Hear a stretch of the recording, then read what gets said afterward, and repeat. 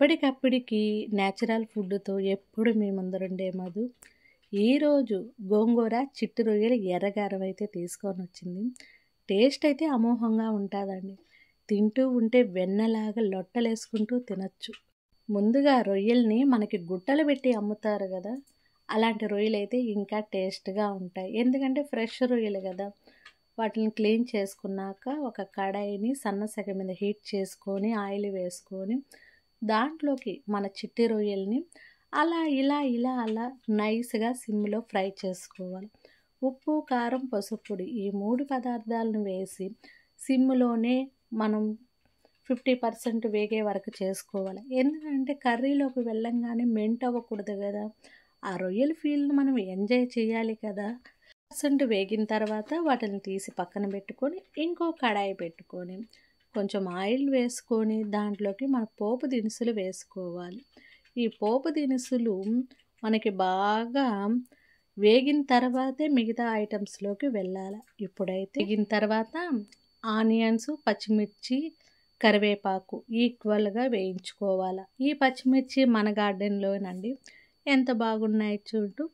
నేను ఈరోజైతే కుక్కర్ తీసుకున్నా. అందుకోసం వీడియో కొంచెం అటు ఇటు అవుతూ ఉంది.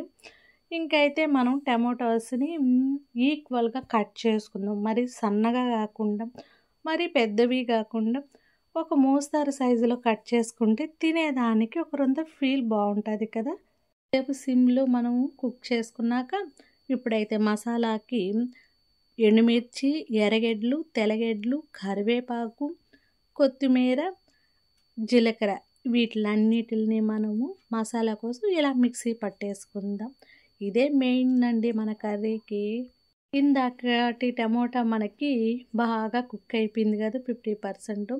ఈ 50% కుక్ అయిన దాంట్లోకి మన మసాలా ఉంది కదా, నీట్‌గా దాన్ని యాడ్ చేసుకొని కొంచెం వాటర్ కూడా వేసుకొని యాడ్ చేసుకుందాం. మన కర్రీ పేరేంది?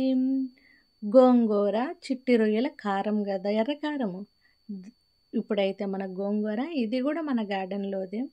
వీలైనంత వరకు సన్నగా కట్ చేసుకొని ఇలా ఇందాకటి మన మసాలా కుక్ అవుతూ ఉంది కదా, దాంట్లోకైతే యాడ్ చేసేసుకుందాము. మన ఇంటి గోంగూర అయితే ఇంకా బాగుంటుంది. ఏంటంటే అలా చేస్తే ఇలా కుక్ అయిపోతాం.